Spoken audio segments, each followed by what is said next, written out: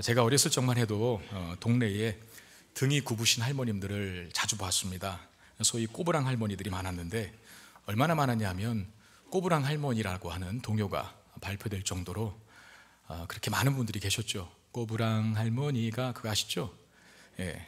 근데 요즘은 꼬부랑 할머니들을 거의 찾아볼 수 없습니다. 최근에 국가기술표준원이 70에서 84세 노인 1000여 명을 대상으로 조사한 결과 노인 10명 중에 8명은 안 구부러지고 이렇게 빳빳이 굽지 않은 꼿꼿한 체형을 보였다고 합니다. 근데 평생 쭈그려서 이제 오랫동안 농사일 또 집안일만 하시다가 보니까 이제 척추 질환이 생긴 거죠. 제가 인터넷 찾아보니까 이게 정확한 병명인지 모르겠지만 척추관 협착증이라고 하는데 그런 병에 걸리신 것이죠. 근데 지금은 이제 많이 그렇게 힘든 일을 뭐 계속 쭈그려서 일하시지는 않지 않습니까? 그리고 또 발달한 관계로, 이 나라가 발달한 관계로 의료 환경도 좋아져서 치료를 적소에 잘 받으시니까, 적시에 잘 받으시니까 이 꼬부랑 할머니가 사라진 아주 중요한 이유가 아닐까 생각이 듭니다. 꼬부랑 할머니가라고 하는 그 노래가 굉장히 경쾌하고 밝은 노래라서 그런지 몰라도 꼬부랑 할머니가 때로는 이 동화감성, 정겹게 느껴지기도 한달까? 그런 생각을 가질 수 있겠지만 여러분, 꼬부라진 등을 갖고 있는 당사자는 얼마나 고통스러웠을 것인지 한번 생각해 보십시오. 그 고개도 못 들고 반 꺾어져서 그렇게 평생을 다니신다는 그 자체가, 누가 그런 표현을 쓰더라고요. 창자가 흘러내리는 고통이라고. 그럴 것 같아요. 창자가 흘러내리지 않겠어요? 창자가 흘러내리는 그 고통을 당했을 것으로 생각해 보는데, 정말 우리 중에도 꼬부랑 할머니가 우리 중 누구도 꼬부랑 할머니 또는 할아버지가 되시는 일은 없어야겠습니다. 예수님께서 안식일에 회당에서 가르치셨다라고 오늘 본문이 시작되는데, 근데 바로 그 자리에 18년 동안 꼬부랑, 오늘 본문에도 꼬부러져 이렇게 되어 있거든요. 완전히 꼬부라져서 조금도 그 허리를 펼 수 없는 한 여인이 있었습니다. 예수님께서 그 여인을 보시고 부르십니다. 여자여, 내가 병에서 놓였다 라고 그렇게 말씀하신 후에 안수하시자 그 여인이 꼬부라진 허리가 펴지거든요. 치유받은 거예요. 본문 12절에 분명히 보시고 라고 되어 있습니다. 예수님께서 그 여인을 보신 거죠. 어디에 있는 여자를 보셨다고 하는 겁니까? 예수님이 지금 어디 계셨다고 하죠? 회당에서, 즉 회당에 나와 있는 한 여성, 즉 꼬부라진 허리를 갖고 있는 여성을 보신 거죠. 본문 말씀에는 이 여인이 무슨 예수님께 나와서 치료를 간구한다든가 아니면 치유받을 믿음이 그 마음속에 있었다라고 하는 표현은 전혀 없습니다. 오늘 본문의 사건은 다른 복음서에 없는, 그러니까 누가복음에만 있는 사건이거든요. 그래서 정확한 어떤 정황들을 잘 알지 못하지만 분명한 것 하나는 이 여인이 예수님께 대한 어떤 기대를 가지고 나온 건 아니었다는 거죠. 그럼 여기 왜 앉아 있을까, 이 여인이, 꼬부라진 여인이? 분명한 건 이 여인이 하나님을 예배하러 온 겁니다. 구부러진 몸으로 예배하러 오기가 쉬웠을까요, 어려웠을까요? 어려웠죠, 당연히. 우린 조금만 보고 불편해도 교회 나올 때 망설여지는데, 이 여인은 18년 동안이나 몸이 반 구부러진 상태에서 예배의 자리에 나오기를 얼마나 어렵고 힘들었겠어요. 그럼에도 나와 앉아 있습니다. 복된 자리에 있으니까 복을 받는 것이죠. 이 한 사람만 받을지어다.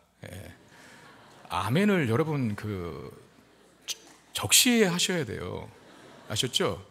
해야 될 때는 안 하고 앉아 있고 또 안 해야 될 때는 하고, 그런, 다시 한번 하겠습니다. 복된 자리에 있으니까 복을 받는 겁니다. 우리가 다 그렇게 되기를 바랍니다. 지난주에 당회장배 축구대회가 있었는데 작년하고 똑같은 상황이 발생했어요. 중간에 비가 내리기 시작하는 거예요. 얼마나 춥던지. 비도 오고 기온도 자꾸 내려가고, 제가 작년에는 이따가 기다리다가 제가 이제 시상을 해야 되고 깃발도, 우승 깃발도 이렇게 인계도 해야 되고 그런 순서를 제가 맡았거든요. 작년에도 비가 너무 많이 오고 너무 추우니까 차라리 축구라도 하고 있으면은 그 뛰는 열기 때문에 안 추울 텐데 가만히 2시간, 3시간 앉아 있자니까 너무 힘든 거예요. 그래서 중간에 위원장님에게 말씀을 드리고 전 조퇴할 테니까 나머지 알아서 좀 해주십시오라고 갔거든요. 이번에도 똑같은 상황이 발생한 거예요. 주일은 그리고 되게 피곤하지 않습니까? 늦은 시간까지 저녁에 거기 있으려니까 너무 힘들어서 그냥 갈까, 집에 들어갈까 하다가 잘릴 것 같아서, 이번에 2번째 또 그러면 잘릴 것 같아서 끝까지 참았거든요. 인내하며 기다렸습니다. 그리고 마지막 시간이 됐어요. 제가 경품 추첨을 하는데 계속 당첨자가 안 나오는 겁니다. 왜 안 나올까요? 집에 갔어요, 중간에 다. 그러다가 결국 1등에 누가 당첨된 줄 아세요? 저희 집사람이 1등 당첨됐어요. 처음이에요, 처음. 이런 적 처음이에요. 예. 1등에 그 1등 상품이 10kg 쌀 한 포대였는데 그날 최고의 상품이었거든요. 끝까지 남아있으니까, 복된 자리를 지키니까 복을 받는 거죠. 중간에 가버린 사람들은 아예 뭐 당첨돼서도 못 받는 거예요. 예? 근데 또 꼬부라질 마음을 갖고 있는 사람은 어떤 줄 아세요? 이거 뭐 주최 측의 농간이라는 등, 왜 어떻게 담임 목사님 뽑아서 담임 목사님 사모님이 받느냐는 등, 여러분 그런 거 누가 받으면 진심으로 축하해 줄 수 있기를 바랍니다. 뭘 그게 주최 측의 농간입니까? 농간이긴. 예. 오늘 예배의 자리에 있는 성도님들에게 주님이 보시고 회복과 치유를 주시기를 주의 이름으로 축복드립니다. 그러니까 주님이 보시는 자리에 있어야 한다는 거예요. 이 여인은 예배하는 것이 습관이 된 거죠. 여러분, 습관적이라고 하는 말은 좀 나쁜 겁니다.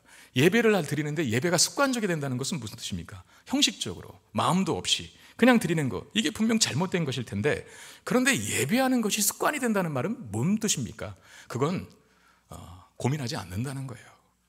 어떠한 경우에도, 어떠한 시간이 와도, 어떤 사건 때문에라도 포기하지 않고 타협하지 않고 그냥 그 자리에 자연스럽게 2번, 3번 고민하지 않고 삶의 최우선순위가 되어서 늘 예배의 자리에 있는 것, 이게 예배가 습관이 된 것이죠. 이건 좋은 겁니다.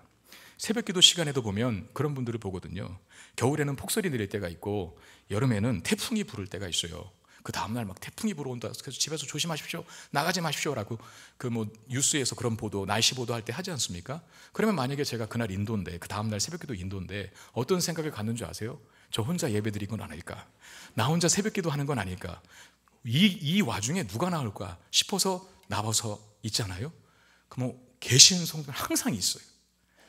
아무튼 주구장창 뭐 비가 오나 눈이 오나 바람이 부나 태풍이 부나 뭐 폭설이 오나 항상 그 자리를 지키는 분들이 계세요. 저는 그분들은요, 습관이 된 분이라고 생각하고, 그분들은 정말 뭘 받아도 받을 거예요. 하나님께. 정말 그렇게 생각합니다. 이 본문의 꼬부라진 여인을 보십시오. 18년 세월이랍니다. 18년. 그 불편함을 감수하고 예배의 자리에 있습니다. 드디어 예수님이 그녀를 보고 그 인생을 힘들게 했던 문제를 해결해 주십니다. 오늘 이 예배의 자리에서 회복과 치유가 필요한 모든 성도님들에게 주님이 보시고 안수하여 주시는 축복이 임하게 되기를 주의 이름으로 축원드립니다.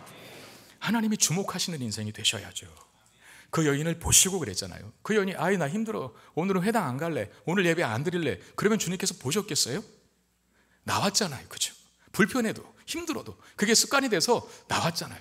그 나온 그 자리에 주님이 보시고 그녀를 치유해 주신 거예요. 우리도 마찬가지. 저는 최소한 주님이 주목하시는 인생은 어떤 인생이냐? 일단 오늘 본문에서 예배를 사모하는 인생. 네.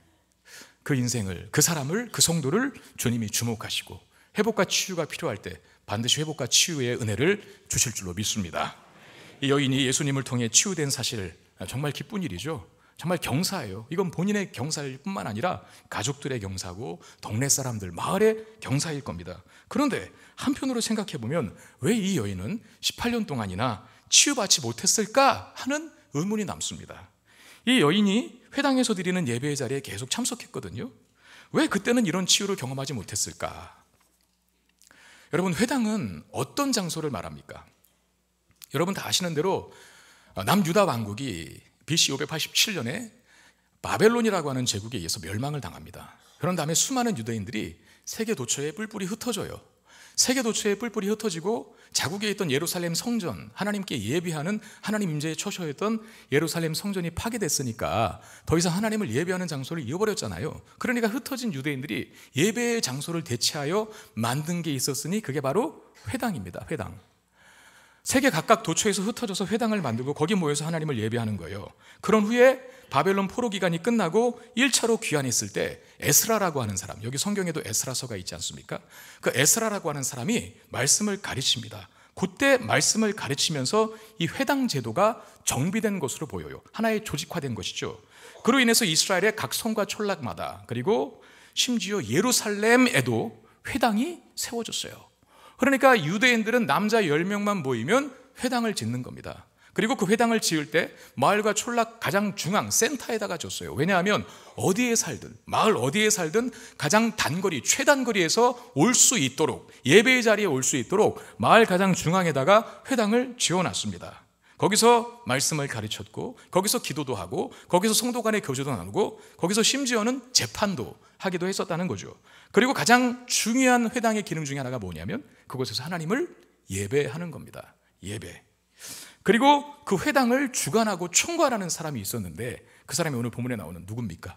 회당장입니다. 회당장. 그 사람은 뭐하냐면 회당에서 진행되는 모든 일을 주관하는 사람이에요. 뭐 예를 들면 예배를 드리려면 성경 낭독하는 사람이 있어야 되고, 뭐 기도하는, 대표 기도하는 사람이 있어야 되고, 또 저같이 설교하는 사람도 있어야 되고 하잖아요. 그런 모든 사람을 다 지명하는 역할을 했어요. 섭외하는 역할을. 그리고 심지어는 자신이 하나님의 말씀 읽고 직접 설교를 하기도 했던 그런 역할을 한 사람입니다. 그러니까 회당이 있고 회당장이 있고, 유대인들이 어디에 있든지 하나님께 예배드릴 모든 예배의 세팅이 다 된 상태였다는 겁니다. 여러분, 그런데 예배에 관한 한 모자란 것도 없고 부족한 것도 없는 것이 바로 이 회당인데, 그런데 치유는 받지 못해요. 이게 참 이상하지 않습니까? 그러다가 마침내 오늘 본문에서 드디어 여인이 치유를 받았어요. 18년 만에. 왜? 누가 거기 계셨기 때문입니까? 예수님이 거기 계셨기 때문이거든요. 여러분, 이걸 한번 반대로 생각해 보세요. 예수님이 회당에 계셨기 때문에, 즉 예배의 자리에 계셨기 때문에 치유를 받았다면, 치유받지 못한 채 회당에서 예배했던 18년의 세월은 결국 하나님이 그 자리에 계셨다는 거예요? 안 계셨다는 거예요? 안 계셨다는 겁니다.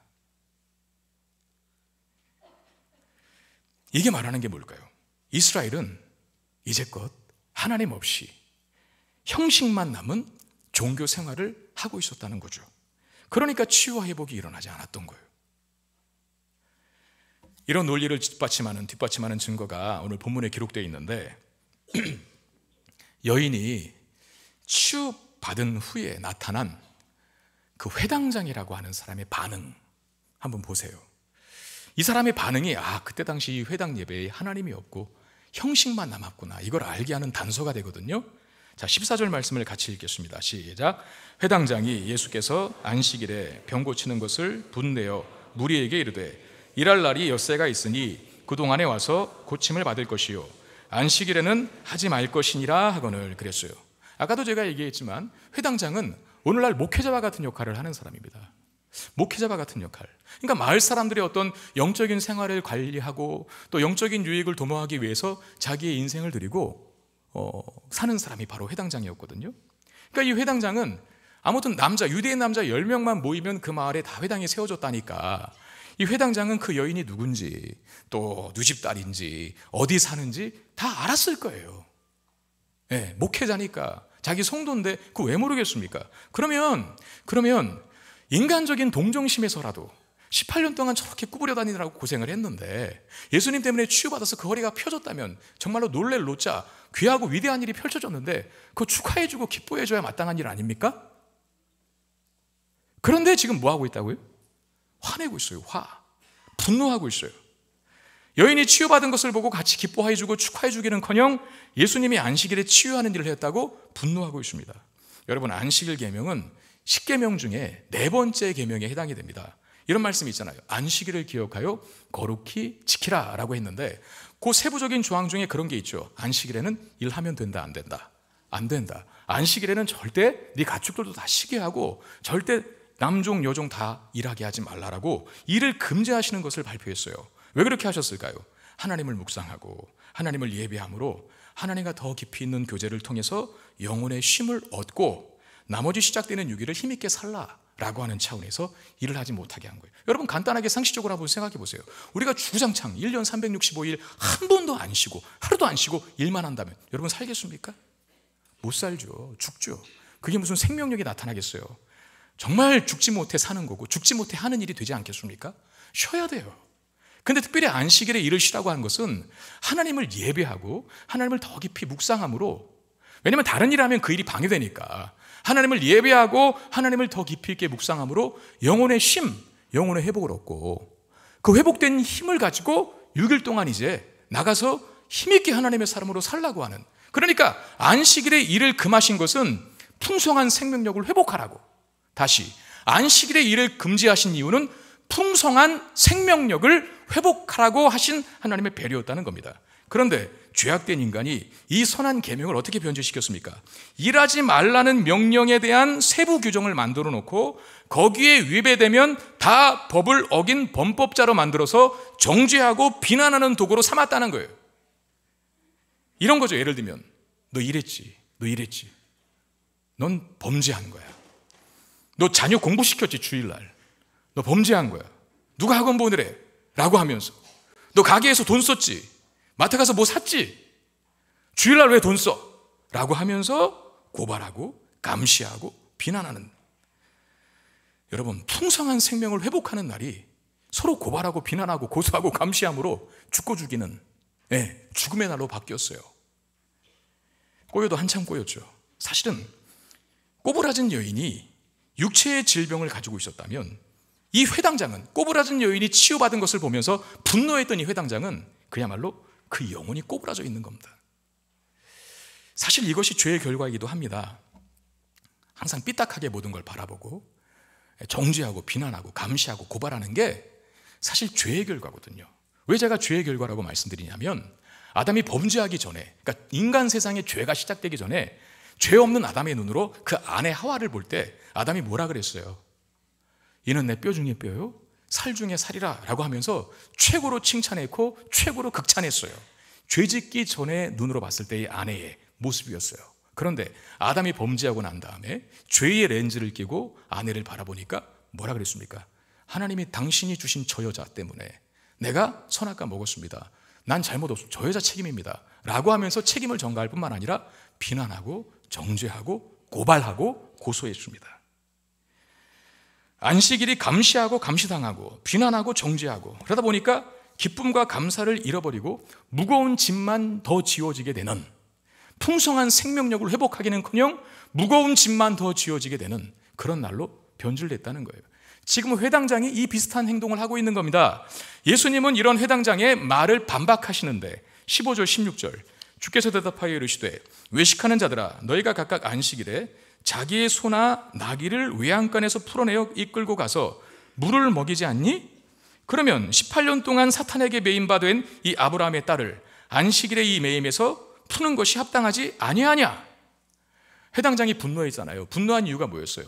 왜 안식일에 그런 일을 해갖고 치료행위라고 하는 일을 해서 왜 법을 어기느냐라고 하면서 분노를 했는데, 예수님이 그 말에 반박하는 거예요. 야, 소나 나귀도 안식일에 물 먹이려고 풀어주는데, 풀어주다라고 하는 말이 참 중요합니다. 풀어주는데 하물며 사단에게 매인 아브라함의 딸을 그 사단의 매임에서 풀어주는 것, 그건 더 해야 되는 일은 아니냐라고. 야, 짐승도 그렇게 안식일에 궁기를 여겨서 풀어줘서 물 먹이라고 놔준다고 한다면 아브라함의 딸, 이 높임말이라는 것, 하나님의 형상으로 지어진 인간, 다른 짐승과는 차원이 다른, 그 존재의 가치가 너무나 다른, 차원이 다른 가치를 갖고 있는 아브라함의 딸, 즉 사람은 더 많이 궁유를 베풀고 자비를 베풀어야 하는 게 마땅하지 않니? 안식일에? 라고 이렇게 말하는 것이죠. 사탄에게 18년 동안 묶여있던 이 여인이 그 악한 권세로부터 해방되는 날을 정해야 한다면 안식일 때보다 더 적당한 때는 없다는 거예요. 왜? 안식일은 하나님을 깊이 묵상하고 예배함으로 참된 영적 회복을 경험하고 진정한 쉼을 누리는 날이기 때문에 그렇습니다. 사탄에게 미어있는 인생, 얼마나 그 인생이 고달팠어요. 오늘 병도, 이 꼬부라진 여인이 걸린 그 질병도, 척추질환도 사실은 원인이 뭐라 그래요? 귀신 들렸다 그랬잖아요. 물론 이 여인이 귀신 들려서 정말 그렇게 된지는 모르겠지만, 그러니까 모든 죄의 결과가 다 사탄의 유혹과 사탄의 그 꼬임 때문에 그랬잖아요. 그런 큰 틀에서 모든 병들이, 고난이, 아픔이 죄의 결과다라는 차원에서 말하는 것으로 해석할 수도 있겠습니다만, 어쨌든 간에 묶여있는 거죠. 얼마나 고통스럽겠어요. 그 묶임에서, 그 매임에서 해방시켜주는 날이 참된 쉼과 회복을 누리고 힘을 얻는 날, 풍성한 생명력을 회복하는 날이 안식일이라고 한다면, 안식일의 진정한 의미라고 한다면 안식일보다 이 여인이 해방되는 더 적합한 때가 어디 있겠냐 라고 말씀하시는 거죠. 안식일에 여인이 치유받은 일이 너무나 당연한 일이고 축하받을 일이고 칭찬받을 일, 감사해야 될 일입니다. 그럼에도 이 사건에 분노하는 회당장을 보면서 당시 하나님은 없고 껍데기뿐인 형식만 남아있는 유대 사회, 유대 종교의 영적 타락을 보게 되는 겁니다. 여러분, 변질된 신앙의 특징은 이런 겁니다. 하나님은 없고 형식만 남아있는 거. 그게 변질된 신앙의 특징이거든요. 저는 그것을 종교라고 정의하고 싶습니다. 부부로 비유하자면 쇼윈도 부부 같은 거죠. 예. 겉보기에는 아무 문제 없어 보이지만 정작 부부관계를 성립시키는 사랑이 두 사람에게 존재하지 않아요. 이걸 부부라고 할 수 있을까요? 사랑은 없는데 월급만 갖다 주면, 남편이 월급만 갖다 주면 됩니까?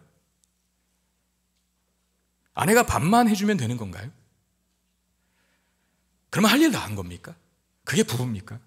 부부 아니잖아요, 사실은. 쇼윈도 부부라고 하죠. 신앙의 세계도 마찬가지입니다. 하나님이 계시지 않으면 형식만 남게 되고, 형식만 남은 곳에는 능력이 나타나지 않습니다. 그래서 18년 동안이나 예배의 자리에 있지만 치유받지 못한 거예요. 그리고 이제 주객이 전도되어서 안식일에 생명이 살아나는 일을 배격하고 정죄와 비난이 난무하는 법만 남아있게 됩니다. 안식일에 일하지 말라 그랬는데 왜 치료행위를 해갖고 법을 어겨? 라고 하는 이 법만, 하나님이 안 계시면 형식만 남고, 형식만 남으면 능력이 나타나지 않으니 주객이 전도돼서 안식일에 풍성한 생명을 누리는 사람을 보고도 법을 어겼다고 비난하는 이 정죄와 고소와 고발만 난무하게 됩니다. 저는 이거 제 의견인데 오해하지 말고 들어주세요. 저만의 생각입니다. 꼭 그렇게 되라는 법은 없는데, 여기 교회 앞에 1층 주차장들이 들어가면 바로 왼쪽에 사거리가 나오잖아요. 그 사거리에 바로 보면 교회 옆에 그 보행자 길 건너는 건널목 신호등이 있지 않습니까? 저는 그거 보면서 항상 저 보행자 신호 지키려다가 사람이 다칠 수도 있겠다라는 생각을 자주 합니다. 그 보행자 신호 그 짧은 거리라 지키는 사람 거의 없거든요. 그리고 지키려고 서 있는 사람이 본인이 아마 바보가 되는 듯한 느낌을 받는 것 같아. 왜냐면 남들은 그냥 다 건너가는데 혼자 신호등 지키겠다고 서 있으면 그걸 얼마나 뻘쭘합니까? 그런 경험만 해보셨어요? 안 해보셨어요? 뭐 신호를 지켰어야 알지. 네? 저는 그래서 거기 보행자 신호 없앴으면 좋겠어요. 왜냐면 다 어기거든요. 차도 어기고 사람도 어기니까 그냥 알아서 둘이 서로 조심을 해야지. 난 신호 지키고 간다 하면 어기는 사람 때문에, 어기는 차 때문에 자칫 사고가 나겠더라고요. 제가 이 말이 일리가 있는 게 반대편에는 없거든요. 맞죠? 거리가 비슷해요. 걷는 거예요. 근데 왜 여기만 신호등 있고 저기는 신호등을 안 만들어놨나? 차가 이쪽에 많나? 이쪽에도 많거든요. 일로 들어가는 게. 저를 동사무소로 보내주시기를 바랍니다. 저 민원센터 가면 잘할 것 같아요. 아무튼 그런 생각을 늘 해봐요. 왜 법이 사람의 유익을 위해서 있어야 되는데 저 법 지키다가 사람이 다치겠구나, 죽겠구나, 이런 거. 오늘 여인의 치유를 목격하면서 갖는 이 회당장의 태도가 바로 이겁니다. 왜 법을 안 지켜? 아니, 그 사람이 치유받은 건 생각도 안 하고 법 안 지켰다고, 안식일에 치료행위 일했다고, 그 법을 어겼다고 분노하는 회당장의 모습. 여러분, 안식일법도 그 법을 위해 사람이 존재하는 게 아니라 사람을 위해 그 법이 존재하는 거잖아요. 안식일 안 지키고 계속 일해보시고 죽어요, 사람. 그리고 우리는 영혼을 가진 사람들이라, 영혼을 가진 존재들이라 하나님과의 친밀한 교제와 만남과 이 사귐과 묵상이 예배를 통해 또 말씀을 통해 기도를 통해 있어야 돼요. 하나님께 집중하는 시간이 있어야 돼요. 그래야 풍요롭고 넉넉하고 행복한 삶을 살거든요. 그래서 안식일법을 지정해 주신 거예요, 하나님이. 우리를 위해서, 인간을 위해서, 행복을 위해서. 그런데 법이 사람 위에 올라가 앉아 있어. 바로 이 해당장의 태도에서 하나님은 없고 껍데기만 남은 당시 이스라엘의 영적 상태를 보게 되는 겁니다. 저는 우리의 예배가 이렇게 될 수 있음을 한번 생각해 보았습니다. 우리 예배에 잘 짜여진 순서가 있습니다. 현란하고 화려한 찬양이 있습니다.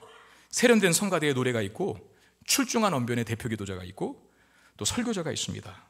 그런데 그 자리에 하나님이 계시지 않으면 어떡할까? 순서와 형식은 기가 막힌데 하나님이 계시지 않는다면 뭔 소용일까요? 여러분, 하나님 없는 교회의 특징이 뭔지 아십니까? 아무튼 성도들이 뭐든지 다 오늘 본문의 제목처럼 꼬부라지게 본다는 거예요. 꼬부라지게. 우리 교회에서 일어날 법할 분노를, 꼬부라지게 봐서 일어날 법할 분노를 한번 예를 들어본다면, 예예요, 그런 일이 있다는 게 아니라 예를 들어본다면, 예배 중에 이제 조금 늦는 분들이 있잖아요. 우리가 주차도 좀 불편하고 주차를 하고 오려면 저기 먼 데까지 갔다가 다시 와야 되니까 조금 늦는 분들이 계실 수 있어요. 그러면 만약에 의자를 이 장의자의 양쪽 가의 끝에 두 분이 앉아 계시면 어쨌든 들어가야 되거든요. 그러면 먼저 일찍 와서 예배를 준비하고 예배에 집중하는 사람은 그 예배를 방해받을 수 있죠. 자리를 비켜주고 또 뭐 이렇게 해줘야 되니까. 그래서 그 자리를 좀 양보해주고 비켜줘야 할 사람의 입장에서는 아유, 왜 이렇게 늦게 와갖고 난릴까, 좀 예배 시간 정확히 지키지라고 하면서 비난하는 마음을 가질 수 있다는 거죠. 그런데 여러분, 우리가 그 사람의 사정을 모르잖아요. 왜 늦었는지. 우리가 앰뷸런스는 무슨 사정이 있다는 걸 알고 비켜주는 겁니까? 긴급 출동 표시를 하면 그 모세의 기적이라고 해서 홍해가 갈라지는 차들 막 다 비켜주잖아요. 그 앰뷸런스는 비상 사이렌 켜고 가면 중앙선 침범해도 되고 신호 어겨도 되고 가운데로 지나가도 돼요. 심지어 역중해도 됩니다. 만약에 필요하다면. 그게 생명 때문에 그렇잖아요. 우리가 그분이 어떤 사정이 있는 줄을 알고 원래 예배를 안 나오려고 했는데 늦게라도 가야지 하고 나왔어요. 그럼 그분은 칭찬해줘야 맞는 거죠. 늦게 왔어도. 무슨 사정이 있어 오다가 교통사고가 나서 그 처리하고 있느라고 좀 늦었어. 그럼 그분은 비난의 대상이 아니라 위로와 격려의 대상이 되어져. 근데 꼬부라진 교회의 특성은 무조건 비난해요. 그런 생각을 안 하고. 주차도 마찬가지죠. 우리 교회 주차는 왜 이 모양일까? 왜 주차위원들이 이리 가라 저리 가라 이리 대라 저리 대랄까? 라고 그렇게 비난한다면, 설교는 왜 이렇게 길까? 왜 저 목사님은 계속 그렇게 소리만 지르고 나릴까? 이런 식으로 비난한다면, 이 꼬부라진 교회의 특징이거든요. 그리고 설교를 또 찬양을 뭐 본인이 평가자가 되어서 뭘 틀리고 또 뭘 못하는지를 채점하고 앉아있는, 잘한 건 하나도 안 보이고 못한 것을 잡아내는 사람들의 특징이 꼬부라진 사람들의 특징입니다. 우리 교회는 찬양팀이 참 많습니다. 1부, 2부, 3부 찬양팀이 있고요. 젊은이 예배 찬양팀도 있고요. 오후 찬양 예배도 있습니다. 그리고 수요예배, 금요기도회, 심지어는 새벽기도회까지 찬양팀이 앞에 나와서 찬양 인도를 하거든요. 그 찬양팀을 보고 회중석에 앉은 분들 중에 찬양엔 집중 안 하고 찬양팀만 바라보면서 눈으로 스캔하는 분들이 계셔요. 복장은 어떤지, 머리 스타일은 어떤지 라고 하면서. 요즘에는 여러분 머리카락을 염색하는 것이 보편적 일이 되지 않았습니까? 머리카락을 염색하는 게 보편적인 것이 됐어요. 근데 제가 고등학생 때만 해도 노랗게 머리카락을 물두고 다니는 학생들을 뭐라 그랬을까요? 날라리라 그랬습니다. 날라리. 그 날라들이나 하는 짓이라고 생각했거든요. 지금도 제가 볼 때는 좀 어르신들, 약간 어르신 축에 속하는 분들 중에 찬양팀을 딱 눈으로 스캔하면서 복장이 좀 불량하다든가 아니면 또 여자가 또는 남자가 노랗게 머리카락을 또는 빨갛게 붉게 물들이는 것을 별로 곱지 않은 시선으로 바라보십니다. 별로 안 좋아해요.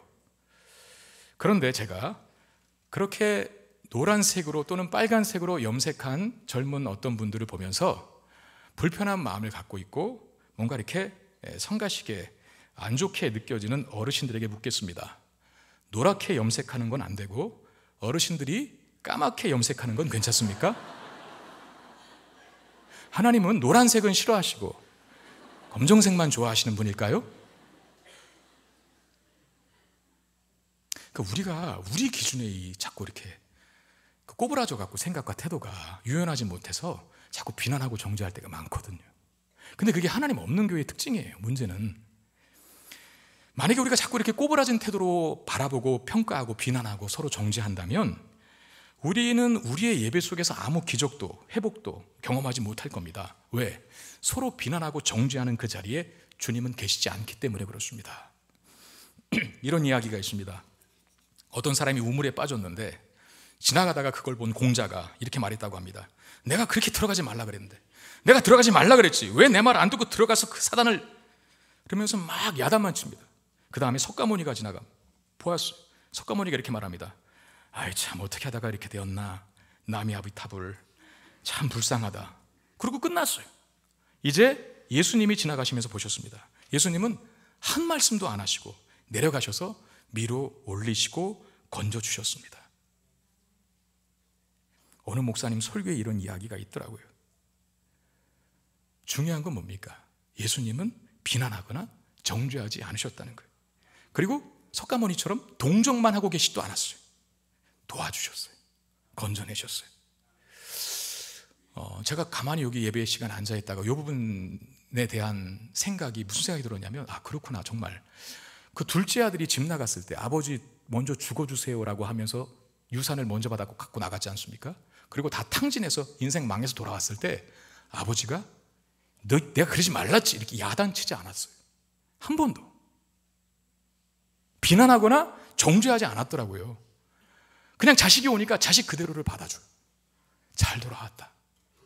그리고 살찐 송아지를 잡고 손에 가락지를 끼워주고 그 신발 못 신어서 퉁퉁 부른 그 발에다가 새로운 신발을, 새 신발을 신겨주시는 그 아버지의 모습이 예수님의 모습입니다. 그 모습이 예수님의 모습이었고, 예수님이 계시는 교회의 모습은 그러해야 한다는 거죠. 네. 비난하고 정죄하고 책임 전가하고 이게 아니라 예수님이 계시는 교회는 예수님처럼 품고 격려하고 위로하고 안아주고 용서하는 교회, 이게 진정 교회라는 거예요. 여러분, 저는 약간 성향이 자유분방한 성향이 목돼서 굉장히 계획적이거든요. 고등학생 때부터도 아무튼 시험 기간이 되면 한 달 전부터 이 주간 계획표를 세워요. 근데 친구들하고 놀다 보면은 그 계획대로 안 될 때가 참 많잖아요. 그 중에 저하고 친한 녀석이 하나 있었는데 그 툭 하면 꼬시는 거예요. 뭐 어디 가자고, 그리고 축구하자고, 밥 먹고 하자고, 뭐 놀다 하자고, 잠깐 낮잠 자고 하자고 막 이렇게 계속 꼬시는.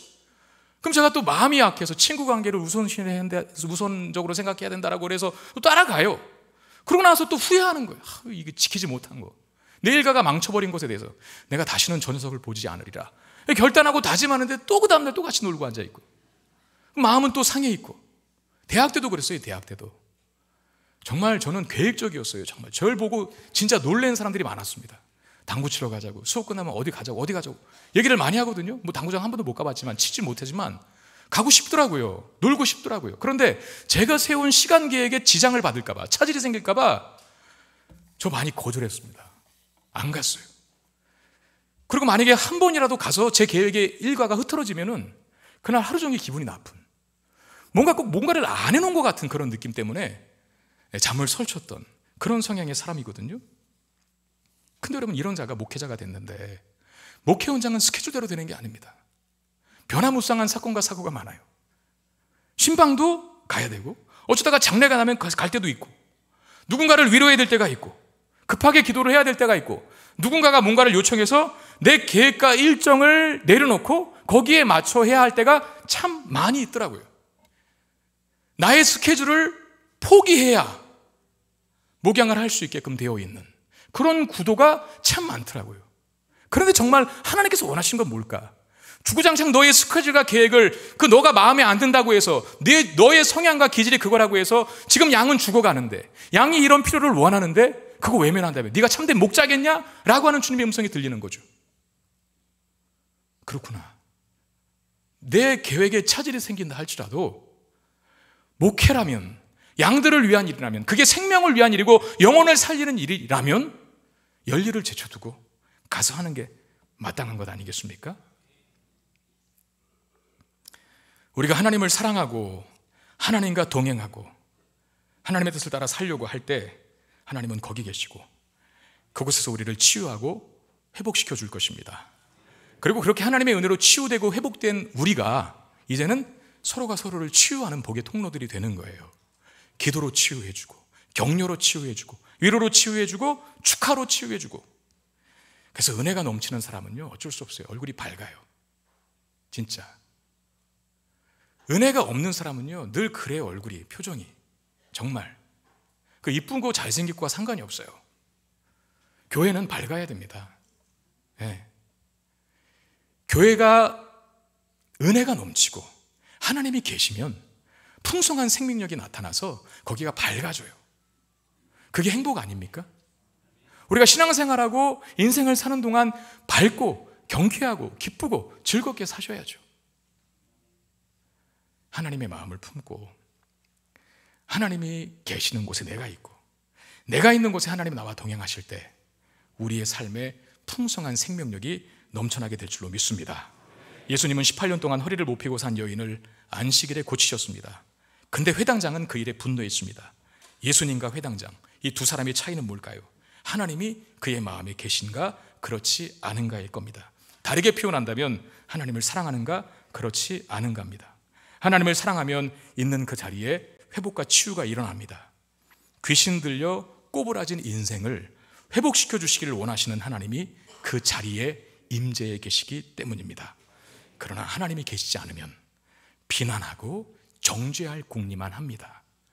우리 자신을 한번 잘 살펴보십시오. 내 삶에 비난과 정죄가 난무하는가, 아니면 위로와 격려와 칭찬이 많은가? 하나님과 동행하신다면, 하나님은 생명의 하나님이기 때문에, 치유와 회복의 하나님이기 때문에 우리의 인생 속에서도 치유와 회복이 일어나게 될 것입니다. 바라옵기는 하나님 없어서 정죄와 비난의 인생으로 여러분들의 인생을 사용하지 말고, 하나님 나와 늘 함께 하시고 동행하심으로 말미암아 생명의 주관자 되신 하나님의 능력이 나를 살리고, 그 능력으로 살아난 내가 또 다른 누군가를 살리는 복의 통로로 쓰임받게 되기를 주의 이름으로 축원드립니다. 오늘 어버이 주일입니다. 이따가 75세 이상 된 어르신들은 가실 때 꼭 선물, 준비한 선물 받아가시고요, 3부 예배 때 이제 3부 예배 끝나고 점심 식사를 하시는데 70세 이상 어르신들은 점심 식사를 무료로 드리려고 합니다. 2부에 계신 70세 이상 어르신들은 3부 예배 한 번 더 드리시고, 점심 식사를 꼭 하시고, 오늘 메뉴가 장난이 아니래요. 그래서 드리는 말씀이에요. 어버이날 부모님들이 자식에게 가장 받고 싶은 선물은 뭘까요? 1등 뭘까요? 뭐니 해도 받는 부모 입장에서도 1위, 압도적 1위, 주는 자식의 입장에서도 압도적 1위가 현금이라고 합니다. 그런데 저는 그런 생각을 해봤어요. 돈만 드리면 되나? 가장 좋은 건 뭐예요? 찾아가서 부모님 만나서 손주 좀 보여드리고 대화도 하면서 손에 용돈도 쥐어드리고 오는 거, 이게 가장 좋은 거 아닐까요? 하나님과 우리의 관계를 생각해 보았습니다. 예배 시간에 정확히 1시간 앉아있다 가는 것, 정확하게 11조 드리는 것, 그러나 거기에 우리가 하나님을 사랑하는 마음을 싣지 않으면 거기에는 생명은 없고 종교와 관행만 남아있을지도 모릅니다. 그렇게 되면 우리는 삶의 어림을 보면 불평하고 짜증내고 화만 내고 뭐든지 다 이 회당당처럼 삐딱하게 생각합니다. 그러나 우리의 삶에 주님이 동행하시면 우리 안에 치유와 회복이 일어납니다. 긍정적으로 생각하게 되고 밝게 생각하게 됩니다. 저도 하나 결심한 게 있어요. 예배 시간에 이제 조는 사람들 보면 야단 안 치기로 했어요. 이렇게 생각할래요. 전에는 이렇게 생각했거든요. 도대체 주일이, 오늘이 주일인데 지난 토요일 날 뭘 얼마나 놀았길래 왜 여기까지 와서 조는가? 이 좋은 영의 양식을 먹고 돌아가야 일주일을 승리하며 살까 말까 한데 팽팽 졸고 가면 어떻게 해서 야당을 치고 마음이 불편했거든요. 이제 바뀌었어요. 어떻게 바꾸려고 하냐면, 얼마나 주의 품이 따뜻하면, 얼마나 주님의 품이 따뜻하면 여기까지 와서 주무실까?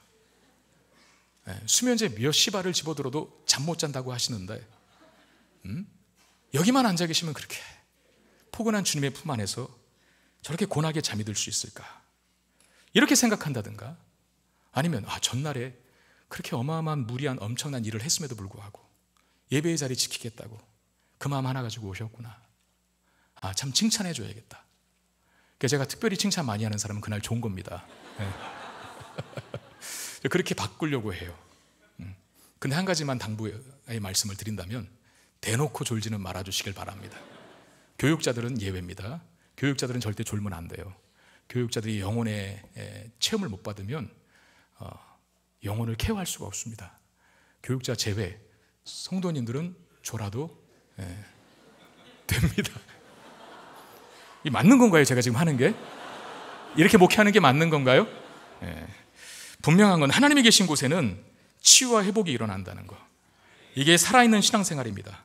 구부러진 여인의 허리가 예수님을 통해 펴진 것처럼 이 자리에서 마음을 다해 하나님을 예배하는 우리 인생에도 구부러진 모든 것들이 펴지는 은혜가 임하게 되기를 주의 이름으로 축원드립니다. 함께 말씀 생각하면서 찬양합시다. 하나님 나라가 임할 때 기적이 일어나고 능력이 경험된다라고 하는 믿음을 가지고 함께 찬양합시다. 주의 나라가 임할 때 하나님 임재하실 때 예배가 회복되며 기적은 일어나네. 전능하신 주 영원하신 능력의 통치자 자유가 선포되며 주 백성 돌아오네.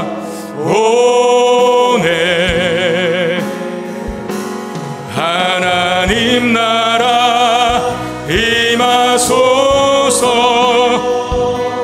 영광과 존귀 능력과 위엄 놀라운 사랑의 기적의 하나님 지금 이곳에 오소서. 주의 나라가 임할 때 주의 나라가 임할 때 하나님 임재하실 때 하나님 임재하실 때 예배가 회복돼 기적은 일어나네. 기적은 일어나네.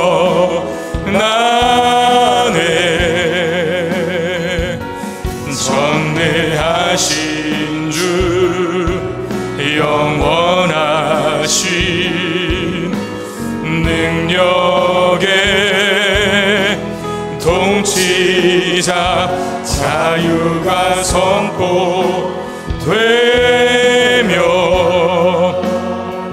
주 백성 돌아오네.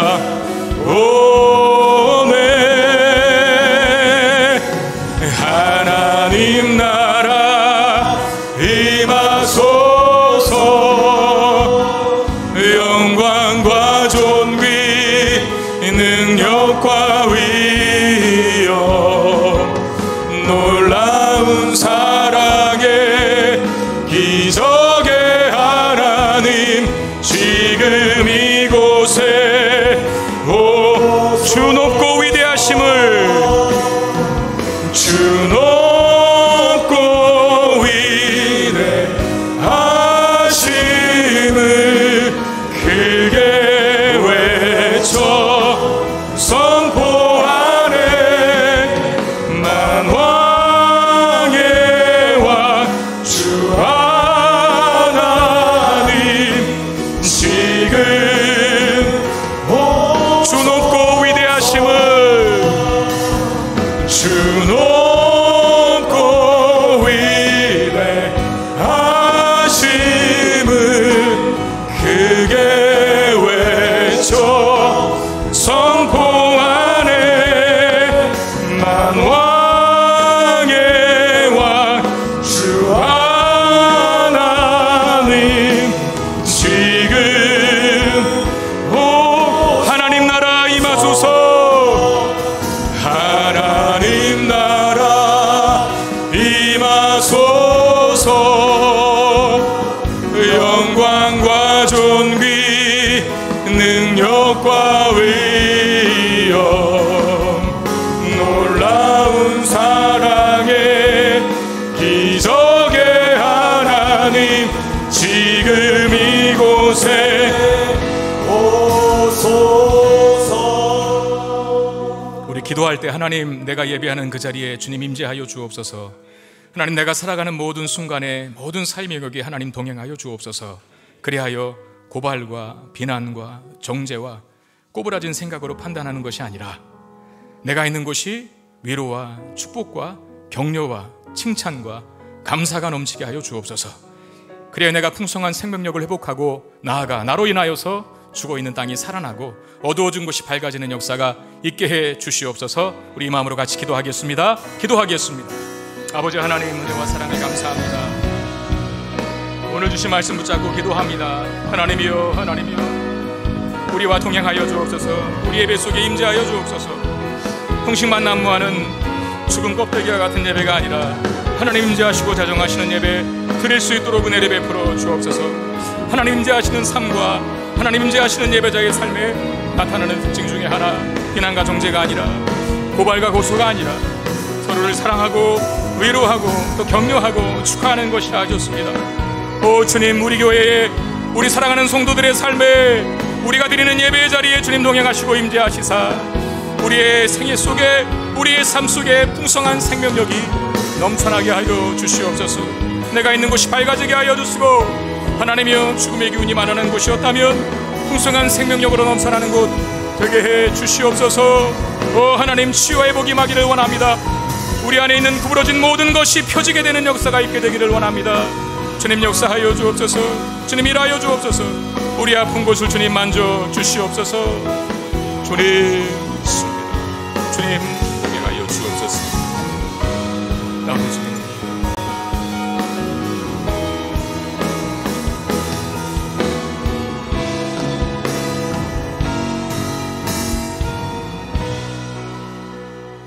하나님, 우리의 예배에 또 우리의 삶에 늘 임재하시고 동행하여 주옵소서.